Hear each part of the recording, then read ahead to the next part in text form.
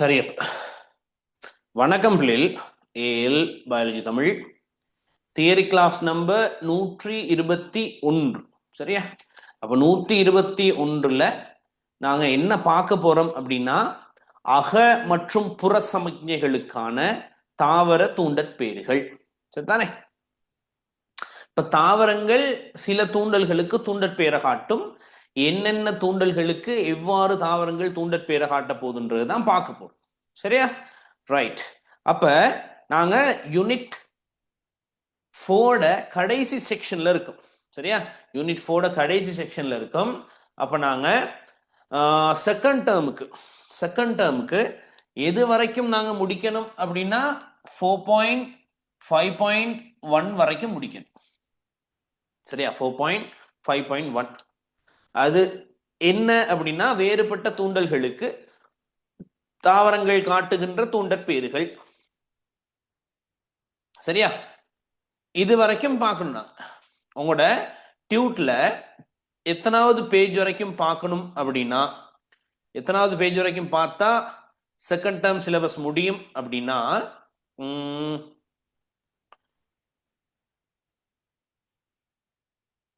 Page number, சரியா, page number 16, 16வது page வரைக்கும் பார்த்தால் உங்களோட செகண்ட் டேர்ம் சிலபஸ் முடியும். சரியா? அப்ப செகண்ட் டேர்ம் சிலபஸ் இன்னும் 2 கிளாஸ்ல உங்களுக்கு முடியும் பிள்ளை. சரி, இன்னும் 2 கிளாஸ்ல செகண்ட் டேர்ம் சிலபஸ் உங்களுக்கு முடிஞ்சிடும். சரியா? செகண்ட் டேர்ம் எக்ஸாம் ஸ்டார்ட் ஆகுது மார்ச் 30th. சரியா? மார்ச் 30th உங்களுக்கு ஸ்டார்ட் ஆகுதுன்னு நினைக்கிறேன். ஆமா தானே? ரைட். அப்ப நாங்க இதுல எம்சிக்யூ செய்ய இருக்கு யூனிட் 4ல. சரி, அதே மாதிரி ஸ்ட்ரக்சர்ஸ் எல்லாம் செய்ய இருக்கு. அதை நாங்க பார்ப்போம், அதை நாங்க செய்வோம். சரிதானே? அப்ப இந்த சிலபஸை முடிச்சுட்டு நாங்க அடுத்து ஃபுல்லா பேப்பர் தான் பார்க்க போறோம். யூனிட் 4 கம்ப்ளீட் பண்ணிட்டு பேப்பர்லாம் பார்ப்போம். யூனிட் 4ன்றது அதுக்கு பிறகும் கொஞ்சம் செக்ஷன் வரும். என்னது? தாவர வளர்ச்சி சீராக்கி வரும் தானே? தாவர வளர்ச்சி சீராக்கி என்ன, இந்த ஆக்சின், சைட்டோகைனின், ஜிப்பர்லின்ஸ் எல்லாம் வரும். அதுக்கு பிறகு தகைப்பு, சில உயிருக்குரிய தகைப்பு, உயிரிலி தகைப்பு வரும். அதோட யூனிட் 4 உங்களுக்கு முடியும். அப்ப இதுக்கு முன்னுக்கு நாங்க பார்த்தது தாவர போசனை, பிளான் நியூட்ரிஷன் பார்த்து முடிச்சோம். நியூட்ரிஷன் பார்த்து முடிச்சு தான் உங்களுக்கு தாவர இனப்பெருக்கம் வரும். சரியா? தாவரங்களின் வாழ்க்கை வட்டம் வரும். அப்ப தாவரங்களின் வாழ்க்கை வட்டம் நாங்க யூனிட் 3 பார்க்கும் போதே கம்ப்ளீட் பண்ணிட்டோம் தானே? யூனிட் 3 பார்க்கும் போதே தாவரங்களோட வாழ்க்கை வட்டம் படிச்சோம். கிங்டம் பிளான்டே படிக்கும் போது, சரியா, ஒவ்வொரு ஃபைலமா பார்த்துட்டு வந்தோம். ஃபைலம் பிரயோஃபைட்டா பார்க்கும்போது போகநாடுற வாழ்க்கை வட்டம் பார்த்துட்டோம். அடுத்து ஃபைலம் டெரோஃபைட்டா நெஃப்ரோலபிஸ்ட வாழ்க்கை வட்டம், லைகோஃபைட்டா சிலாஜினிலோட வாழ்க்கை வட்டம், சைக்கோடோஃபைட்டா பார்க்கும்போது சைக்கோஸ்ட வாழ்க்கை வட்டம். அடுத்து பூக்குந்தாவரங்கள் பார்க்கும்போது எந்தோஃபைட்டோட வாழ்க்கை வட்டம் பார்த்து முடிச்சிட்டோம். சரியா? அப்ப அது பார்க்காத ஆக்கள் அல்லது புதிதா ஜாயின் ஆன ஆக்கள் தாவர வாழ்க்கை வட்டம் வீடியோவை நீங்க பே பண்ணி எடுத்துக்கொள்ளலாம். சரிதானே? அப்ப இன்னைக்கு நாங்க பார்க்க போறது, ரைட், இன்னைக்கு நாங்க பார்க்க போறது இப்ப தாவரங்கள் காட்டுகின்ற தூண்டற்பேறுகள். சில தூண்டல்களுக்கு தூண்டற்பேரை காட்டணும். இப்ப நாங்க தூண்டல்களுக்கு தூண்டற்பேரை காட்டுறோமா இல்லையா? காட்டுறோம் தானே? அதே மாதிரி தாவரங்களும் தூண்டல்களுக்கு தூண்டற்பேரை காட்டும். சரியா? அப்ப சிக்னல்ஸ் கிடைக்கும் தாவரங்களுக்கு. எங்கிருந்து கிடைக்கும்? புறச்சூழல் இருந்து கிடைக்கும். தாவரத்துள்ளுக்கே சில சிக்னல்ஸ் கிடைக்கும், சமிக்ஞைகள். அப்ப அக சமிக்ஞைகளுக்கும் தாவரங்கள் தூண்டற்பேரை காட்டும், புற சமிக்ஞைகளுக்கும் தாவரங்கள் தூண்டற்பேரை காட்டும். அக மற்றும் புற சமிக்ஞைகளுக்கான தாவர தூண்டற்பேர்கள். தலைப்பு விளங்கிடுச்சா? அக மற்றும் புற சமிக்ஞைகளுக்கான தாவர தூண்டற்பேர்கள். அப்ப இதான் டாபிக். சரியா? அக மற்றும் புற சமிக்ஞைகளுக்கான தாவரங்களின் தூண்டற்பேர்கள். அப்ப அதுல கீழே ஒரு ஹெட்டிங் ஒன்று இருக்கும், அதை நீங்க வெட்டி விடணும். வேறுபட்ட தூண்டல்களுக்கு தாவரங்களின் தூண்டற்பேறுகள்னு. அது எப்படி வரணும்னா, ஒளிக்கான தாவரங்களின் தூண்டற்பேறுகள். உங்களோட நோட் எடுத்துக்கோங்க. உங்களோட நோட்ல பெரிய ஹெட்டிங் இருக்கும், ஆக மேல அக மற்றும் புற சமிக்ஞைகளுக்கான தாவர தூண்டற்பேறுகள். அதுக்கு கீழே ஒன்று இருக்கும், வேறுபட்ட தூண்டல்களுக்கு தாவரங்களின் தூண்டற்பேறுகள் அப்படின்ட்டு. அதை வெட்டிட்டு அது கீழே ஒரு ஸ்பேஸ் இருக்குதானே, அங்கன எழுதிக்கோங்க ஒளிக்கான தாவரங்களின் தூண்டற்பேர்கள். ஒளிக்கான தாவரங்களின் தூண்டற்பேர்கள். அப்ப நாங்க என்ன டாபிக் எழுதி விடுறேன், அக மற்றும் புற. அக மற்றும் புற. சரியா? அக மற்றும் புற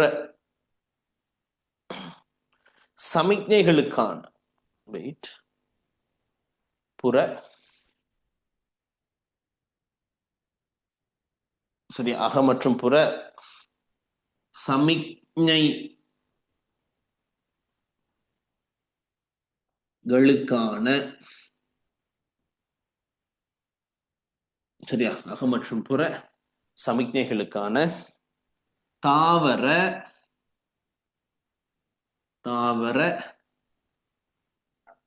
தூண்டற்பேர்கள்.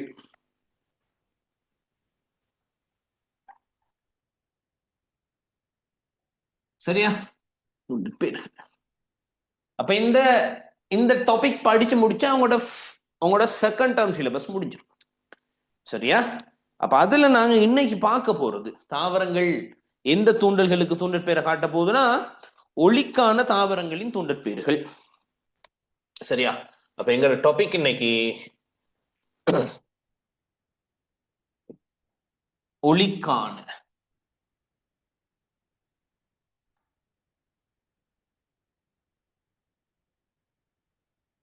ஒளிக்கான தூண்டற்பேர்கள்.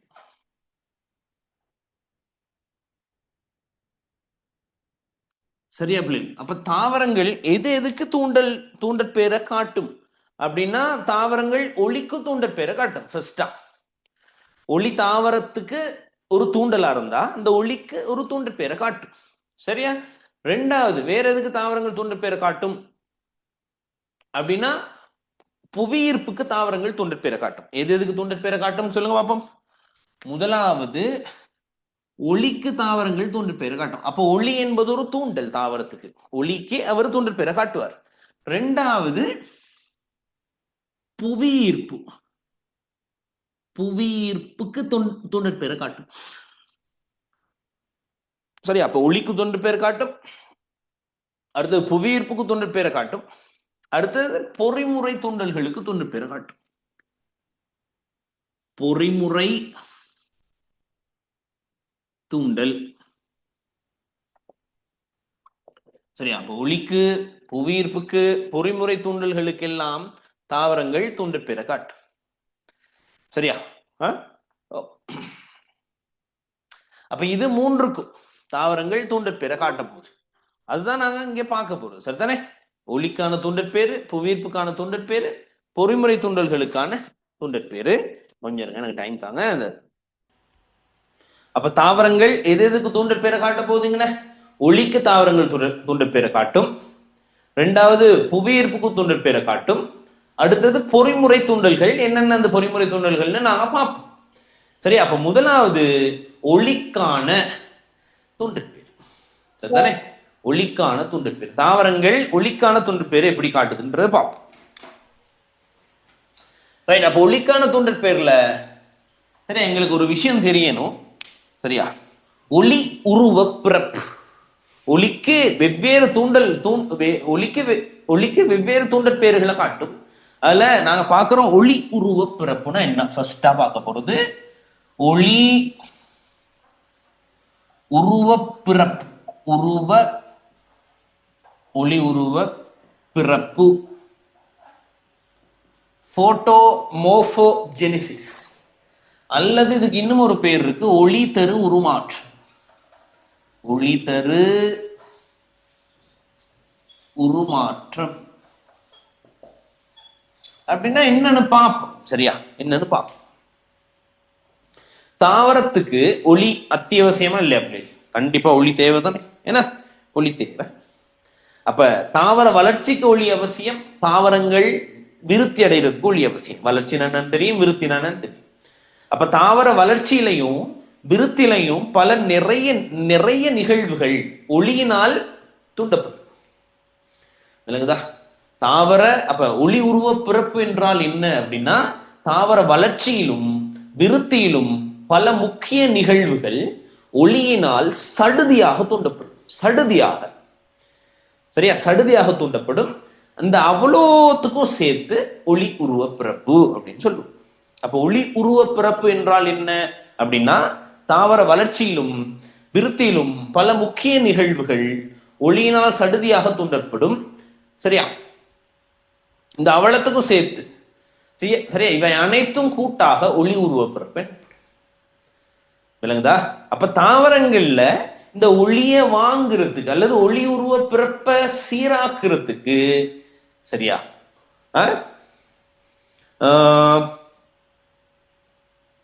முக்கியமான 2 நிறங்கள் அவசியம்.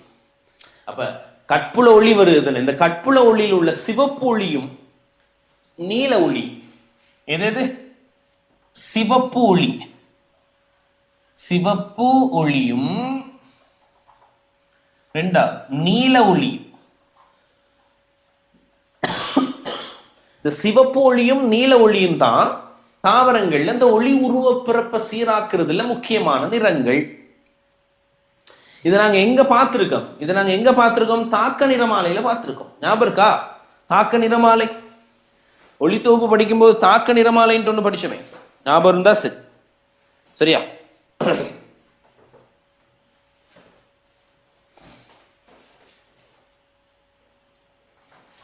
தானே? ஒளித்தொகுப்பு தாக்கம் எப்படி நடக்கும்ன்றதை காட்டுற நிறமாலை ஒன்று இருக்கு. ஏன்னா நாங்க வரையோமே,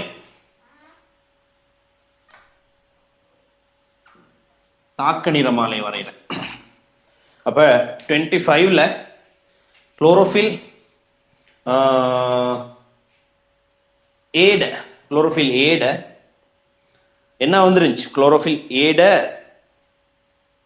சரி, குளோரோஃபில் பீட, என்ன, குளோரோஃபில் பீட அகத்துறிஞ்சல் நிறமாலே வரைஞ்சு காட்ட சொல்லி ஒரு கேள்வி வந்துருந்துச்சு. என்ன, அதுக்கு எப்படியெல்லாம் மார்க்ஸ் போட்டாங்க? அச்ச பேரிட்டதுக்கு ஒரு மார்க்ஸ், எக்ஸ் அச்ச பேரிட்டதுக்கு ஒரு மார்க்ஸ், y அச்ச பேரிட்டதுக்கு ஒரு மார்க்ஸ், கிராஃப் வரைஞ்சதுக்கு ஒரு மார்க்ஸ். சரியா, அதே மாதிரிதான் கிராஃப் எதுவும் வரைய சொன்னா உங்களுக்கு கிராஃப் ஞாபகம் இல்லைன்னா அச்சுகளை போட்டு அச்சுகளை குறிங்க. சரியா, அப்ப தாக்க நிறமாலையில அப்ப இந்த பக்கம் ஒளித்தொகுப்பு வீதம், இந்த பக்கம் ஒளித்தொகுப்பு வீதம். சரியா, இந்த பக்கம் அலைநீளம், அலையின் அலைநீளம். சரியா, அலைநீளம் வந்து நேனோமீட்டர்ல அளவு. இப்ப தாக்க நிறமாலை எப்படி இருக்கும் அப்படின்னா, தானே, தாக்க நிறமாலை எப்படி இருக்கும் அப்படின்னா இப்படி இருக்கும் தானே, கிட்டத்தட்ட இப்படி இருக்கும்.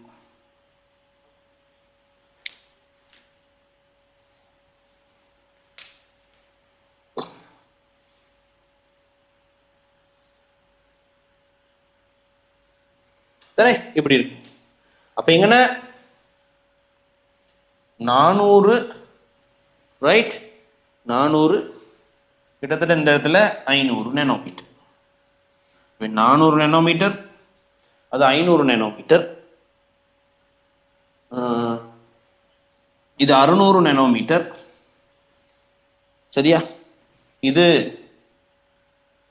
அலைநீளம் தங்கிட்டு எழுதுறேன், இது கிட்டத்தட்ட 700 நேனோமீட்டர். எழுதுறேன்னா அலையின் அலைநீளம்.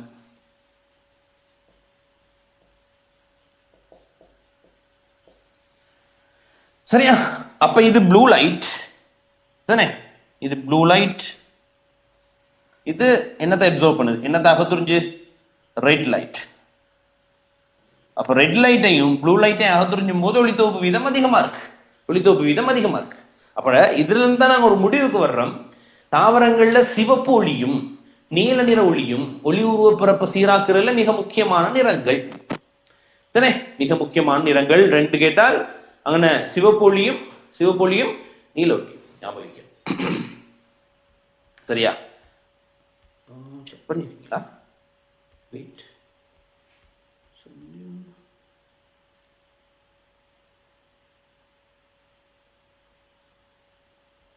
செய்யாமையா? ஃபுல் பேப்பர் மாதிரி செய்யாமையா? செய்யாம சார்னா எனக்கு தெரியல என்னன்ட்டு. சரியா? அப்போ ஒளி உருவப்பிறப்பு என்றால் என்ன தெரியும்? தாவர வளர்ச்சியிலும் விருத்தியிலும் பல முக்கிய நிகழ்வுகள் ஒளியினால் சடுதியாக தூண்டப்படும். இவை அனைத்தும் கூட்டாக ஒளி உருவப்பிறப்பு எனப்படும். இந்த ஒளி உருவப்பிறப்பை சீராக்கிற ரெண்டு முக்கியமான நிறங்கள் சிவப்பு ஒளியும் நீல ஒளியும். சரியா?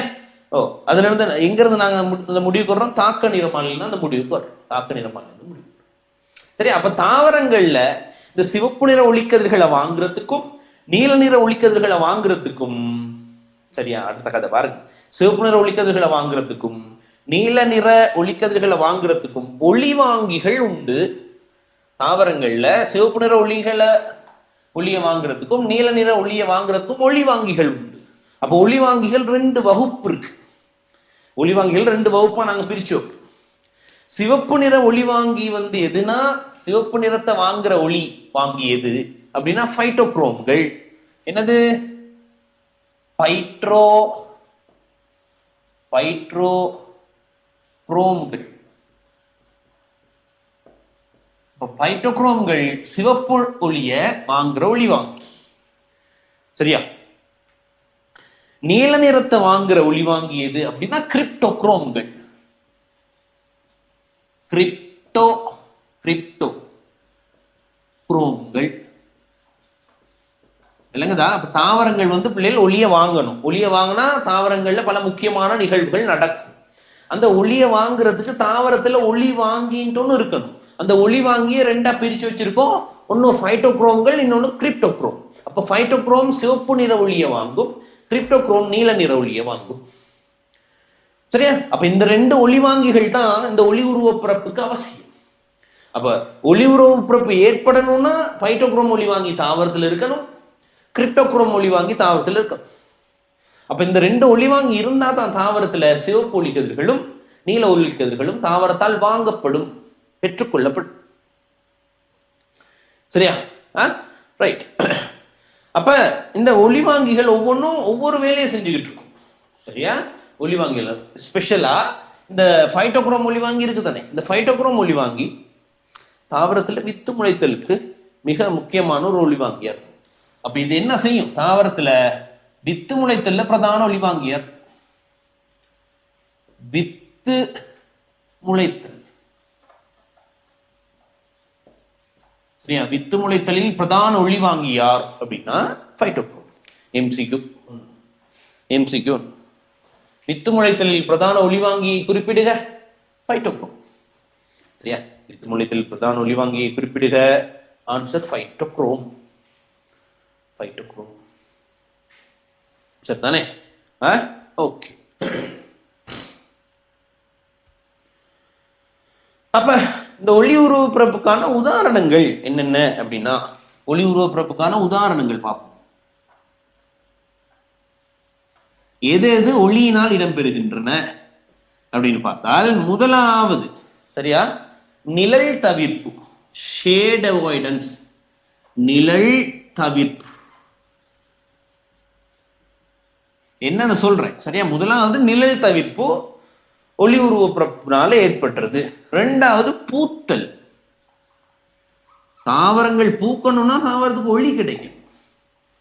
மூன்றாவது நாற்று விருத்தியின் போது சரியா ஒளி தூண்டலினால் வித்திலை கீழ்த்தண்டின் நீட்சி தாமதமாகும். வித்திலை அப்படி எழுதுறேன். வித்திலை கீழ்த்தண்டு தண்டின் நீட்சியை, வித்திலை கீழ்த்தண்டின் நீட்சியை தாமதமாக்குதல்.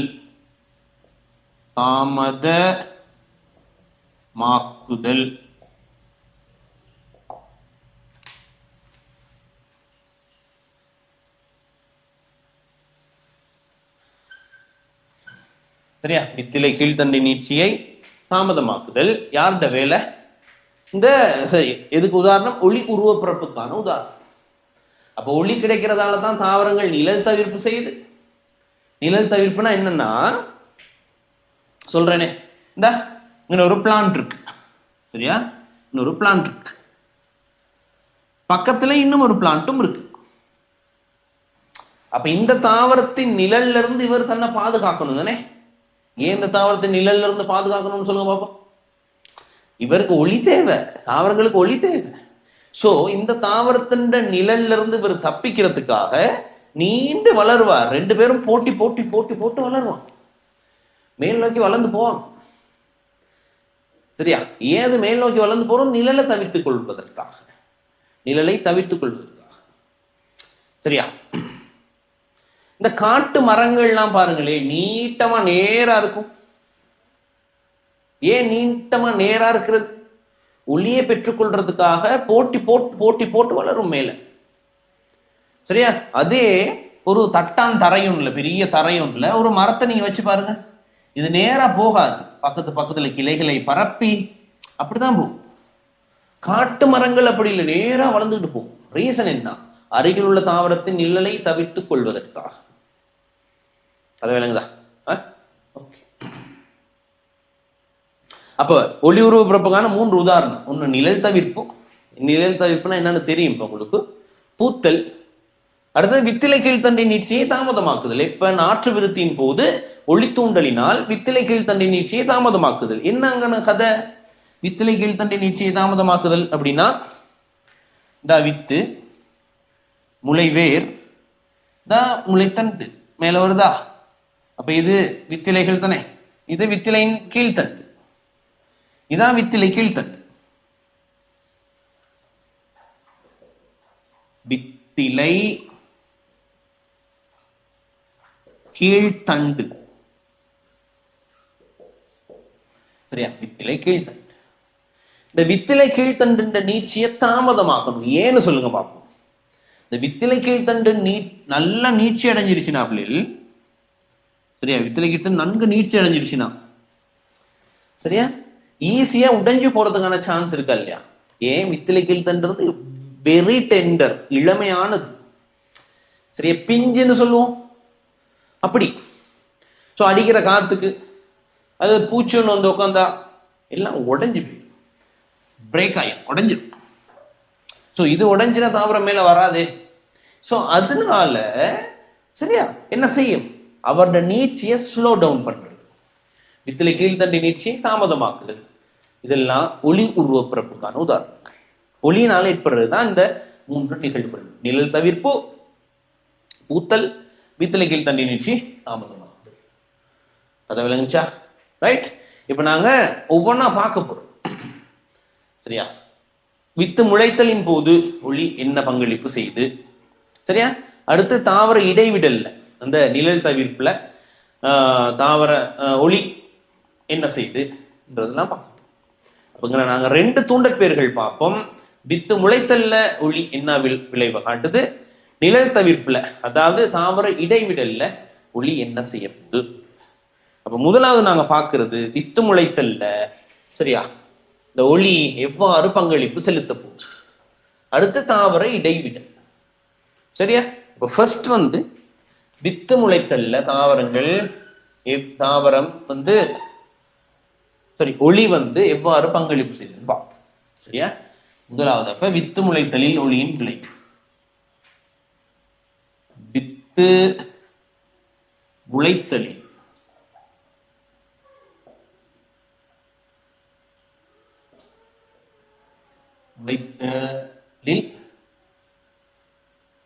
ஒளியின்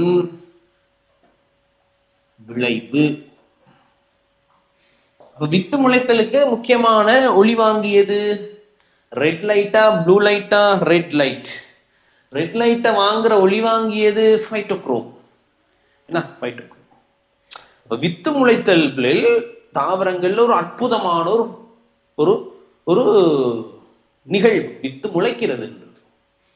சரியா? வித்து முளைக்கிறது. எல்லா நிபந்தனைகளும் சிறப்பான நிலையில இருந்தா மட்டும்தான் வித்து ஒன்று முளைக்கும். ஏன்னு சொல்லுங்க பார்ப்போம். வித்து முளைத்தலுக்கு அவசியமான சகல நிபந்தனைகளும் பூர்த்தி செய்யப்பட்டால் மாத்திரமே வித்து ஒன்று முளைக்கும். சரியா? எங்கேயாவது சின்ன ப்ராப்ளம் ஒன்றும் இருந்தால் வித்து முளைக்காது. சரியா? வித்து முளைத்தலுக்கு அவசியமான சகல நிபந்தனைகளும் பூர்த்தி செய்தால் மட்டுமே வித்து முளைக்கும். ஏன் அப்படி? ஏன்? Wait wait.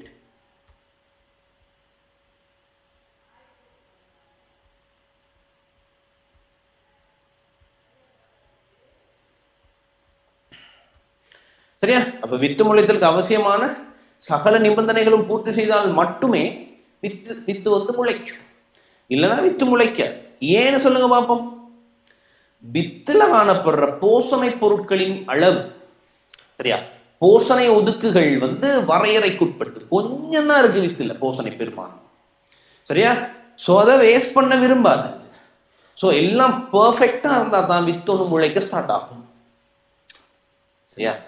ஏன் எல்லாம் பர்ஃபெக்டா வரணும்ட்டு இது வெயிட் பண்ணுது? போஷணை ஒதுக்கு குறைவு, வித்துல சேமிக்கப்பட்டிருக்கிற சேமிப்புணவு குறைவு. சரியா? சிறிய வித்துக்கள்ல கொஞ்சம் தானே சேமிப்புணவு இருக்கும். அந்த சேமிப்புணவை பயன்படுத்தி அந்த முளையம் வளரணும். முளையம் வளரணும். வளர்ந்து வேஸ்ட்னா என்ன? அப்ப வளர்ற சந்தர்ப்பத்தில் பொருத்தமான நிபந்தனை கிடைக்கலன்னா அது வேஸ்ட் ஆகி. நான் சொல்ற விலங்குதான். அப்ப போஷணை ஒதுக்குகள் வரையறைக்குட்பட்டு இருக்கிறதால, சரியா, பல வகையான வித்துகள், ஸ்பெஷலாக நான் கதைக்கிறது சிறிய வித்துக்கள், ஒளிச்சூழலும் ஏனைய நிபந்தனைகளும் சிறப்பு நிலைமையை அண்மிக்கும் போது, சிறப்பு நிலைமைக்கு வரணும், சிறப்பு நிலைமையில தாண்டி இல்ல, சிறப்பு நிலைமையை அண்மிக்கும் போது மட்டும்தான் வித்து முளைக்கும். சரியா? அந்த நிபந்தனை கிடைக்கலன்னா சில வித்துகள் பல வருஷ கணக்குல உறங்கு நிலையில் காணப்படும். உறங்கு நிலையில் இது உங்களுக்கு தெரியும், நீங்க எக்ஸ்பீரியன்ஸும் பண்ணியிருப்பீங்க. சரியா? பெரிய மரம் ஒன்று இருக்கும். சரியா? பெரிய மரம் ஒன்று இருக்கு. இதுக்கு கீழே ஒண்ணுமே இருக்காது. அப்படின்னா பிளான்ஸ் எதுவுமே இருக்காது. சரியா? நீங்க எப்பயோ ஒரு நாள் இந்த மரத்தை என்ன செய்றீங்க? வெட்டுறீங்கன்னு மரத்தை வெட்டுறீங்க. சரியா? வெட்டி சில நாட்கள்ல இங்க இருந்து என்னமோ முளைச்சு எல்லாம் வரும். பிளான்ஸ் எல்லாம் வரும். பிளான்ஸ் வரும். ஏன் மரம் இருக்கும் போது இந்த பிளான்ஸ் எல்லாம் வரல, மரம் இல்லாத போது வருது? மரம் இருக்கும் போது வராம இருந்ததுக்கான ரீசன் நிழல். இப்ப மரம் ஒன்று இருக்கு, மரம் ஒன்று இருந்தா அந்த மரத்துல நிழல் இருக்கும் தானே கீழ். அப்ப நிழல் இருந்தா வித்து முளைத்தலுக்கு அவசியமான ஒளி கிடைக்கல. ரெட் லைட் தேவை. வித்து முளைத்தலுக்கு என்ன தேவை? ரெட் லைட் தேவை. அந்த ரெட் லைட் போதுமான அளவு கிடைக்காததால தரையில் உள்ள வித்துக்கள் எதுவுமே முளைக்கல. மரத்தை நீங்க அகற்றிட்டீங்க, நிழல் இல்லாம போச்சு. ஸோ போதுமான அளவு ரெட் லைட் கிடைக்குது. ஸோ வித்துகள் முளைக்கும். எனக்கு தகத அதே மாதிரி வயலை உழுறோம். உழும்போது உளுந்துட்டு விட்டுட்டா கொஞ்ச நாள் என்ன செய்யும்? வித்து முளைச்சிருக்கும். வயல் உழாம மிக நீண்ட காலத்துக்கு இருக்கும்போது வித்து முளைக்காது, புற்கள் எதுவும் வந்திருக்காது. வயல் உழும்போது, சரியா, போதுமான அளவு ஒளி கிடைக்குது, போதுமான அளவு ஆக்சிஜன் கிடைக்கும், பொருத்தமான வெப்பநிலை கிடைக்கும், காற்றோட்டம் பொருத்தமான அளவு இருக்கும். ஸோ வித்து முளைக்கும். இல்லைங்களா? இப்ப வித்து முளைத்தலுக்கு சாதகமான ஒளிச்சூழல் எப்ப கிடைக்குதோ அப்பதான் வித்து முளைக்கும். இல்லைன்னா பல வருஷ காலத்துக்கு அது ஓய்விலே இருக்கும். கதை விளங்கும் நம்புறேன். அப்ப முதலாவது கதைச்சு முடிச்சிட்டோம், வித்து முளைத்தலின் ஒளியின் விளைவு. இரண்டாவது கதைக்கு வரப்போறோம். சரியா? தாவர இடைவிடலில் ஒளியின் விளைவு. வித்து முளைத்தலின் ஒளியின் விளைவு சரி. இரண்டாவது தாவர இடைவிடல். சரியா? தாவர இடைவிடல் ஒளியின் விளைவு.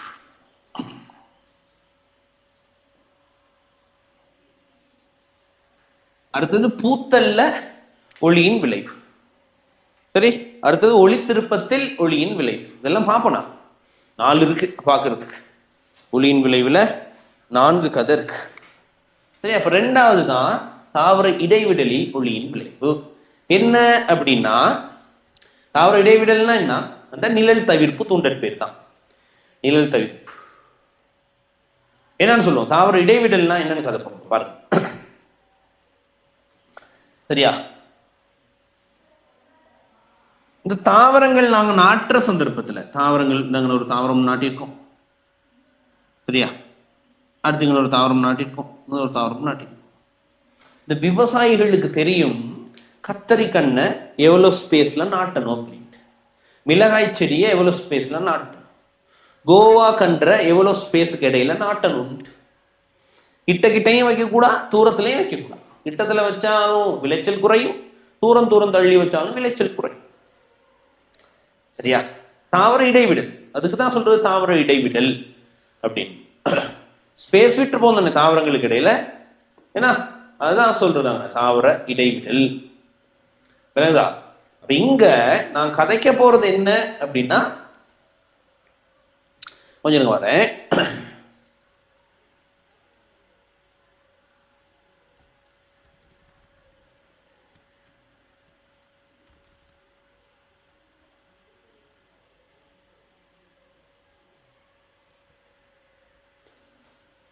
தாவர இடைவெளி, பிளான்ட் ஸ்பேசிங். சரியா, பிளான்ட் ஸ்பேசிங். அப்ப தாவரம் தாவரம் வெரி வெரி அட்வான்ஸ். சரியா, வெரி வெரி அட்வான்ஸ். எதை வச்சு நான் சொல்றேன் அப்படின்னா, தாவரங்களுக்கு தெரியும் ஒளி எந்த திசையிலிருந்து கிடைக்குது, எவ்வளவு ஒளிச்சரிவு கிடைக்குது, அதுல ரெட் லைட் எவ்வளவு இருக்கு, ப்ளூ லைட் எவ்வளவு இருக்குன்ட்டு அவ்வளோத்தையும் உணர்றதுக்கான சென்சஸ் இருக்கு தாவரங்கள். இல்லைங்களா? அப்ப இதெல்லாத்தையும் வச்சுதான் தாவரங்கள் பாருங்க ஒரு சீசன்ல பூக்கும்.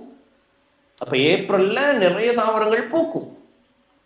ஏன்னா அப்ப எங்களுக்கு அப்படியெல்லாம் தெரியாது. நாங்க காலையில எழும்பி எத்தனை மணின்னு நாங்க பார்த்தா தான் எங்களுக்கு மணி தெரியும், டைம் என்னன்னு தெரியும். தாவரம் அப்படி இல்லை, எல்லாத்தையும் சென்ஸ் பண்ணி தான் வச்சிருக்கோம். விளங்குதா? சில பயிர்கள் சரியா 2 மாசத்துல காய்க்கும்னா காய்க்கும். அதுக்கு தேவையான போஷணை எல்லாத்தையும் சிறப்பான நிபந்தனை கொடுத்தீங்கன்னா 2 மாசத்துல மிளகாய் செடி காய்க்கும். நாற்று வச்ச பிறகு 2 மாசத்துல மிளகாய் செடி காய்க்கும். சரியா? அப்ப ஒரு தெரியுதானே, சீசனுக்கு எல்லாரும் நுவர்லி போவாங்க. ஏன் நுவர்லியா வருவாங்க சொல்லுங்க? அங்க பூக்கள் பூத்துருக்கும், ஏப்ரல்ல தான் பூக்கும். அப்ப ஏப்ரல்ல பூக்கணும்னு தாவரத்துக்கு யார் சொன்னா? தாவரத்துல சென்சஸ் இருக்கு. அதே மாதிரி சரியா? அப்ப தாவரங்கள்ல ஒளியின் தரம் பற்றிய தகவல்களை வழங்குறதுக்கு ஒரு ஒளி வாங்கி ஒன்று இருக்கு. ஒளியின் தரம்னா ஒளியில ப்ளூ லைட் எவ்வளவு இருக்கு, ரெட் லைட் எவ்வளவு இருக்குன்றத தாவரத்துக்கு சொல்றது. ரைட்? சரியா? அப்ப அதை தாவரத்துக்கு தெரியப்படுத்துறது யாருன்னா ஃபைட்டோக்ரோம்ஸ். ஃபைட்டோக்ரோம்ஸ் சிவப்பு நிற ஒளி வாங்கி ஃபைட்டோக்ரோம். அப்போ ஒளியின் தரம் தொடர்பான தகவல்களை தாவரத்துக்கு இது வழங்கும். சரியா? அப்ப புறச்சூழலில் ஏற்படுற மாற்றத்துக்கு தாவரம் தன்னை தயார்படுத்திக் கொள்ளும். தாவரம் இசைவாக்கம் அடைஞ்சிடும். ஏன்? அந்த தகவல்கள் கொடுத்துட்டாரு ஃபைட்டோக்ரோம். அப்ப ஃபைட்டோக்ரோம் தான் தாவரத்துக்கு சொல்லும் ரெட் லைட் கூட கிடைக்குது அப்படின்னு. ஸோ தாவரம் இசைவாக்கம் அடைஞ்சிருப்ப. ரெட் லைட் கிடைச்சா நான் என்ன செய்யணும், என்ன பண்ண போறேன்றது தாவரத்துக்கு தெரியும். ரெட் லைட் குறைவா இருக்கு. சரியா? அப்ப ஒளியின் தரத்துறமான தகவல் யாரு கொடுத்துட்டா? ஃபைட்டோக்ரோம் தாவரத்துக்கு கொடுத்து அப்படியே ரெட் லைட் குறவு தாவரம் அப்படின்னு சொல்லிடுச்சு நோக்கமே. சரியா? அதுக்கேற்ப தாவரம் தன்னை இசைவாக்கம் அடைய செய்து கொள்ளும். அப்ப ரெட் லைட் கூட கிடைச்சு முதல்ல அதற்கேற்றாறு போல் தன்னை இசைவாக்கம் அடைய செய்து கொள்ளும். ரெட் லைட் குறைவு அதற்கேற்றாற் போல் தன்னை தாவரம் இசைவாக்கம் அடைய செய்து கொள்ளும். சரியா? அப்ப ஒரு உதாரணம்னு சொல்றாங்க. சரியா? அந்த உதாரணம் தான் நிழல் தவிர்ப்பு தூண்டல் பேர். நிழல் தவிர்ப்பு தூண்டல் பேர்.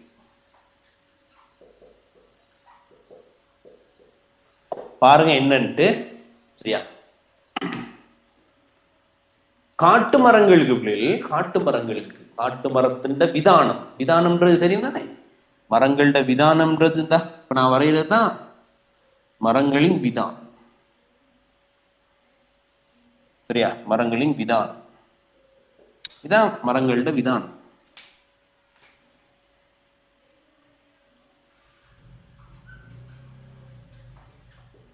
சரியா, மரங்களின் விதானம். அப்ப இதுக்கு அதிக ஒளிச்செறிவு தேவை, அதிக ஒளிச்செறிவு தேவை. அப்ப அதிக ஒளிச்செறிவு தேவைன்னா இது நிழல்ல இருக்க விரும்புமா?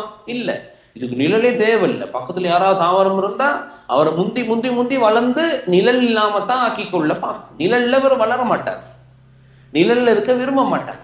ஏன்? இதுக்கு நார்மலாவே சாதாரணமாகவே இதுக்கு அதிக ஒளிச்செறிவு தேவை. அப்ப சார்பளவில் அதிக அளவு ஒளிச்செறிவு தேவைப்படுகின்ற காட்டு மரங்கள் இல்லதான் இந்த நிழல் தவிர்ப்பு தூண்டல் பேர் இருக்கு. சரியா? அப்ப இந்த ரெட் லைட் இருக்கு தானே, இந்த ஃபைட்டோகுரோம் யாராக துரிஞ்ச போது? ரெட் லைட்டாக துரிஞ்ச போது. இந்த ரெட் லைட்லையும் 2 ரெட் லைட் இருக்கு. சரியா? சரியா, 2 ரெட் லைட். ஒன்னும் சிவப்பு, சரியா, ஒன்னும் ரெட், இன்னொன்னு ஃபார் ரெட், தொலை சிவப்பு, ஃபார் ரெட். அப்ப சிவப்பு நிறத்துல, சிவப்பு நிறத்துல 2 சிவப்பு நிறம், சாதாரண சிவப்பு, தொலை சிவப்பு. நீங்க சாதாரண சிவப்புன்னு சொல்ல தேவையில்லை. அப்ப என்ன நடக்கும்னா, காட்டு மரங்கள்ல இந்த விதானம் இருக்கு தானே, சூரியன் லைட் வருது, சூரியன் லைட் தொடர்பான தகவலை ஃபைட்டோகுரோம் தாவரத்துக்கு கொடுத்துரும். இந்த தாவரத்துக்கு கொடுத்துரும் என்னன்ட்டு, உனக்கு ரெட் லைட் கூடுதலா வருது, இது ரெட் லைட்டா உறிஞ்சி. இங்க கீழே இருக்கிற தாவரத்துக்கு ரெட் லைட் கிடைக்காது. என்ன கிடைக்கும் சொல்லுங்க பார்ப்போம்? ஃபார் லைட் தான் கிடைக்கும். அப்ப இவர் ரெட் லைட் எல்லாத்தையும் அகத்துறிஞ்சிட்டாரு, இவருக்கு என்ன கிடைக்குது? ஃபார் லைட் தான் கிடைக்கும். நான் சொன்ன விளங்குச்சா? அப்ப ரெட் எல்லாம் இவர் பெற்றுக்கொண்டார், சிவப்புலியை அகத்துறிஞ்சி. தொலை சிவப்பு மட்டும்தான் ஊடுருவுது. அப்ப தொலை சிவப்பு தான் இங்க கிடைக்குது. சரியா? விதானத்தின் கீழுள்ள மரம், இந்த விதானத்தின் கீழுள்ள, விதானத்துக்கு கீழுள்ள மரம். சரியா? அதுக்கு என்ன கிடைக்குது? For red light. அப்ப இதுக்கு ரெட் லைட் கிடைக்குது, இதுக்கு ஃபார் ரெட் கிடைக்குது, தொலை சிவப்பு தான் கிடைக்குது. இப்போ ஒரு சிக்கல் ஒன்று உண்டு. இவருக்கு ரெட் கிடைச்சு,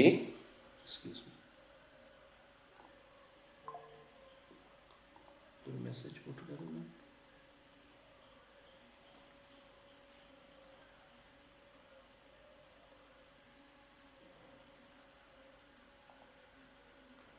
ஓ யாரோ ஒரு ஆள் சொல்றாரு, மை ரிசோர்ஸ் புக்ல 8 பாயிண்ட்ஸ் இருக்கான். சரியா? 8 பாயிண்ட் இருக்கான். என் டியூட்ல 5 பாயிண்ட்ஸ் தான் இருக்கான். அவங்களோட ரிசோர்ஸ் புக் புது ரிசோர்ஸ் புக்கா பழைய ரிசோர்ஸ் புக்கான்றதை செக் பண்ணுங்க நீங்க. சரிதானே? உங்களோட ரிசோர்ஸ் புக் புதிய ரிசோர்ஸ் புக்கா பழைய ரிசோர்ஸ் புக்கான்றதை செக் பண்ணுங்க. எங்கன்னா 5 பாயிண்ட் இருக்குன்னு சொல்றீங்க புத்தா?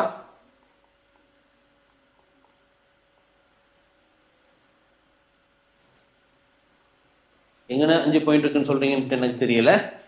எனக்கு உங்களோட ரிசோர்ஸ் புக்கை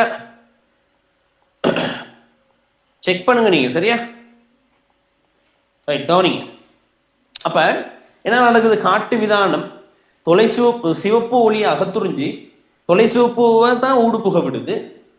அப்ப விதானத்துக்கு கீழுள்ள மரங்களுக்கு தொலை சிவப்பு தான் கிடைக்குது. தொலை சிவப்பு கிடைச்சா அது ஒரு தூண்டல் தானே. எனக்கு தனக்கு தொலை சிவப்பு கிடைக்கின்றது ஒரு தூண்டல், தனக்கு சிவப்பு கிடைக்கின்றது வேறொரு தூண்டல். 2 வேற தூண்டல் இந்த 2 தாவரத்து. சரியா? அப்ப இந்த ஃபாரட் கிடைச்ச இந்த தாவரம் என்ன செய்யும்? சரியா? தனது போசனை தான் போசனை பதார்த்தங்களை பெற்றுக்கொள்ளும் தானே. போசனை மூலங்கள பெரும்பாலானவற்றை உயரமாக வளர்வதற்கு ஒதுக்கீடு செய்யும். ஏன்? இவருடைய நிழல்ல இருந்து எப்படியாவது தப்பிக்கணும்னா தான் வளர்ந்து வளர்ந்து வளர்ந்து வளர்ந்து போகணும்ன்றதை தான் முடிவெடுக்கும். அப்ப தனது போசனை பதார்த்தங்களில் பெரும்பாலானவற்றை உயரமாக வளருவதற்கு ஒதுக்கீடு செய்யும். அப்ப என்ன செய்யும்? இதோட போட்டி போட்டு போட்டி போட்டு போட்டி போட்டு போட்டு போட்டு நேரா உயரமா வளர பார்க்கும். அதனால்தான் நான் சொன்னேன், காட்டு மரங்கள் நேரா இருக்கும், உயரமா இருக்கும். ஏன்? பக்கத்துல உள்ள தாவரங்கள்ல இருந்து நிழலை தவிர்த்து கொள்றதுக்காக தான் அது அப்படி வளரும். சரியா? தாவரம் ஒன்று நேரடியாக சூரிய ஒளிக்கு வெளிக்காட்டப்படும் பார்த்தால், நீங்க நான் சொன்னோம் என்ன, ஒரு பிளான்ட்டை கொண்டு போயிட்டு கிரவுண்ட்ல வைக்கிறோம்னா பக்கத்துல நிழலே இல்லை தானே. ஸோ அந்த தாவரத்துக்கு கிடைக்கிற லைட் எப்படி கிடைக்கும்? போதுமான அளவு ரெட் லைட் கிடைக்கும். என்ன போதுமான அளவு ரெட் லைட் கிடைக்கும். கிடைச்சா என்ன செய்யும்? தொலை சிவப்புக்கு சிவப்பு விகிதம் அப்படிதான் சொல்லணும். சரியா? ஃபார் ரெட்டுக்கு தொலை சிவப்புக்கு சிவப்பு விகிதம். சரியா? அதிகரிக்கும். அப்ப ரெட் லைட் கூடுதலா கிடைக்கும், ஃபார் ரெட் லைட் குறைவா கிடைக்கும். அப்ப தொலை சிவப்புக்கு சிவப்பு விகிதம் அதிகரிக்கிறதால தாவரங்கள் நிலைக்குத்தா வளராது. விளங்குதா? தாவரங்கள் நிலைக்குத்தா வளராது. தாவரங்கள் நிலைக்குத்தா வளராம நிலைக்குத்தான வளர்ச்சி நிரோதிக்கப்பட்டு கிளைகளை பரப்பி வளரும். விளங்குதா? அப்ப இந்த கிரவுண்ட்ல வச்ச தாவரம் கிளைகளை பரப்பி வளரும். காட்டுல இருக்கிற தாவரங்கள் நேரா வளர்றதுக்கு ஒரு ரீசன் இருக்கு. ஏன்னா அப்ப கிரவுண்ட்ல வச்ச தாவரங்கள் கிளைகளை பரப்பி வளர்றதுக்கான காரணம் இந்த தாவரத்துக்கு தொலை சிவப்புக்கு சிவப்பு ஒளி அதிகமா இருக்கு. அந்த விகிதம் தொலை சிவப்புக்கு சிவப்பு விகிதம் அதிகமா இருக்கு. சோ தாவரங்கள் தனது போஷணை மூலங்கள பெரும்பாலானவற்றை உயரமாக வளர்வதற்கு ஒதுக்கீடு செய்யாது, கிளைகளை பரப்பி வளர்வதற்கு ஒதுக்கீடு செய்யும்.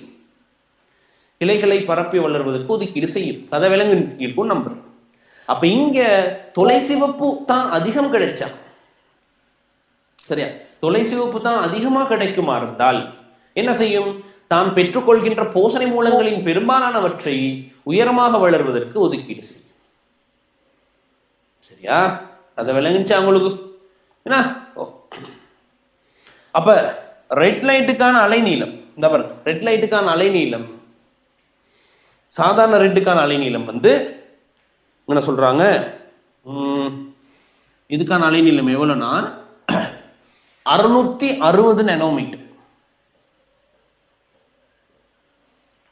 சரியா? தொலை சிவப்புக்கான அலைநீளம், ஃபார் ரெட்டுக்கான அலைநீளம் 730 நானோமீட்டர். பாருங்களே, இதுல எவ்வளவு வேறுபாடு இருக்கு.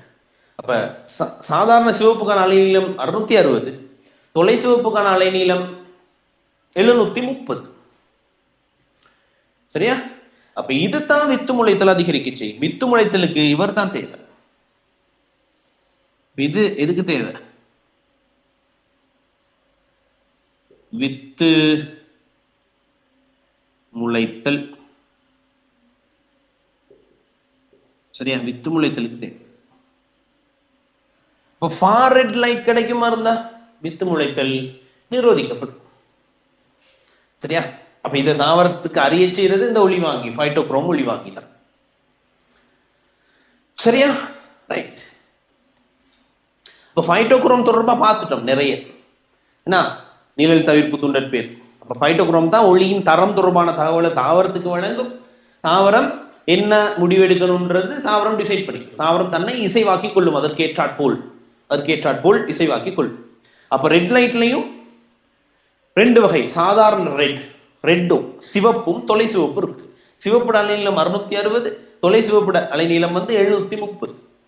இந்த 660 நானோமீட்டர் உள்ள சிவப்பு வித்து முளைத்தல் வீதத்தை அதிகரிக்க செய்யும். இது வித்து முளைத்தல் வீதத்தை நிரோதிக்கும், வித்து முளைத்தலை நிரோதிக்கும்.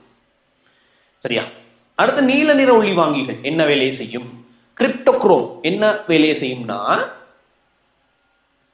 வித்து முளைக்கும் தானே. வித்து முளைத்து நாற்று தரையை பிளந்து வித்திலை கீழ்த்தண்டு வரும். வித்திலை கீழ்த்தண்டு மூல கழிச்சம். வித்திலை கீழ்த்தண்டு நீட்சியை தாமதமாக்குறது யாருடைய வேலை தெரியுமா? நீல நிற ஒளிவாங்கி, கிரிப்டோக்ரோம் வேலை. நீல நிற ஒளிவாங்கிகள வேலை தான் வித்து முளைத்தலின் போது வித்திலை கீழ்த்தண்டி நீட்சியை தாமதமாக்குதல் யாருடைய வேலை? கிரிப்டோக்ரோம் ஒளிவாங்கிட வேலை. இதுதானே கிரிப்டோக்ரோம் ஒளிவாங்கிட வேலை. சரியா? அப்ப இன்னைக்கு நாங்க பார்த்தது ஒளிக்கான தூண்டற்பேறுகள். அப்ப அதுல ஒரு டாபிக், ஒரு ஹெட்டிங் ஒண்ணு, அதுல ஒரு டெபினிஷன் ஒண்ணு பார்த்தோம். ஒளி உருவ பிறப்பு என்றால் என்ன? தாவர வளர்ச்சியிலும் விருத்தியிலும் பல முக்கிய நிகழ்வுகள் ஒளியினால் சடுதியாக தூண்டப்படும். இது அவ்வளவும் ஒளி உருவ பிறப்பு. ஒளி உருவ பிறப்பை சீராக்குறதுக்கு 2 ஒளிவாங்கிகள் இருக்கு. ஃபைட்டோக்ரோம் ஒளிவாங்கி, கிரிப்டோக்ரோம் ஒளிவாங்கி. ஃபைட்டோக்ரோம் ஒளிவாங்கி சிவப்பு ஒளியை வாங்கும், கிரிப்டோக்ரோம் ஒளிவாங்கி நீல ஒளியை வாங்கும். தாவர வளர்ச்சியிலையும் விருத்திலையும் இந்த சிவப்பு ஒளியும் நீல ஒளியும் மிக முக்கியம்ட்டு நாங்க அகத்துரு தாக்க நிறமாலையில வச்சு ஒரு முடிவுக்கு வரும். தாக்க நிறமாலையிலிருந்து ஒரு முடிவுக்கு வரும். சரியா? அப்ப ஒளி உருவ பிறப்புக்கு 3 உதாரணங்கள்: நிழல் தவிர்ப்பு, பூத்தல், வித்தலைகள் தன்னிச்சைய தாமதமாக்குதல். சரியா? அப்ப ஒளிக்கான தூண்டற்பெயர்கள் என்னென்னு பார்த்தோம். முதலாவது வித்து முளைத்தலில் ஒளியின் விளைவு, இரண்டாவது தாவர இடைவிடலில் ஒளியின் விளைவு, மூன்றாவது பூத்தலில் ஒளியின் விளைவு, நாலாவது ஒளி திருப்பத்தில் ஒளியின் விளைவு. அப்ப வித்து முளைத்தல் ஒளியின் விளைவு பார்த்தோம். நாங்க எல்லா நிபந்தனை சிறப்பா இருந்தா மட்டும்தான், அல்லது சிறப்பு நிபந்தனையை அண்மிக்கும் போது மட்டும்தான் வித்து முளைக்கும். என்ன அவ்வாறான வித்துகள் பல வருடங்கள்ல உறங்கு நிலையில காணப்படும். பார்த்தோம். வயலை உழும்போது வித்து புதுசா முளைச்சு வர்றது, அதே மாதிரி நிழல் தருகின்ற மரத்தாக அகற்றும் போது வித்துகள் முளைக்கிறது. அதுக்கு நான் அங்கரிச்சேன். கடைசியாக அரிச்சது தாவர இடைவிடல், பிளான்ட் ஸ்பேசிங். அப்ப இவ்வளவு நேரம் பார்த்து நாங்க வாசிச்சிட்டால் இன்னைக்கு எங்களுக்கு கிளாஸ் நாங்க முடித்துக் கொள்ளலாம். சரிதானே? அப்ப ஸ்கிரீன் ஷேர் பண்ற பிள்ளைகள் பாருங்க.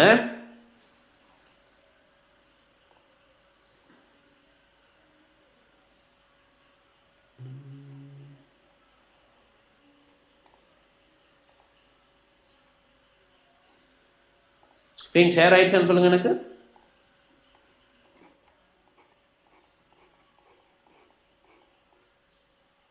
S or no?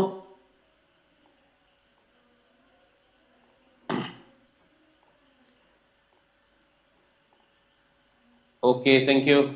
Thank you. Right.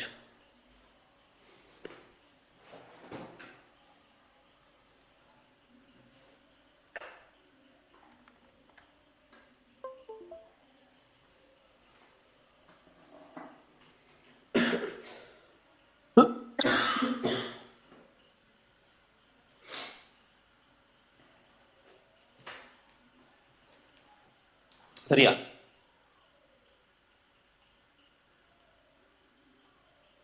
அப்ப டாபிக் அக மற்றும்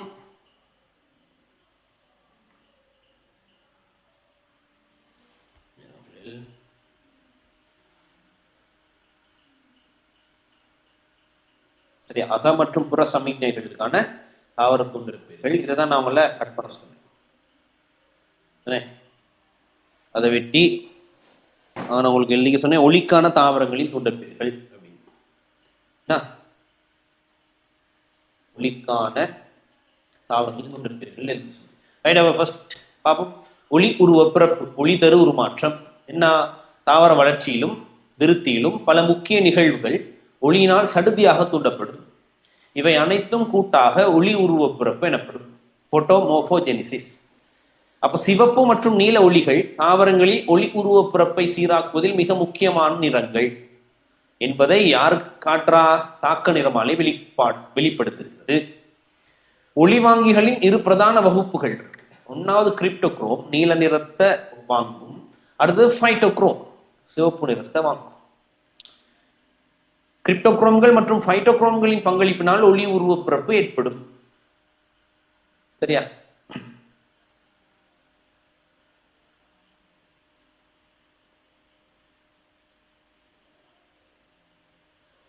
சரியா? ஃபைட்டோக்ரோம்கள் சிவப்பு ஒளிக்குரிய ஒளிவாங்கிகள், கிரிப்டோக்ரோம்கள் நீல ஒளிக்குரிய ஒளிவாங்கிகள்.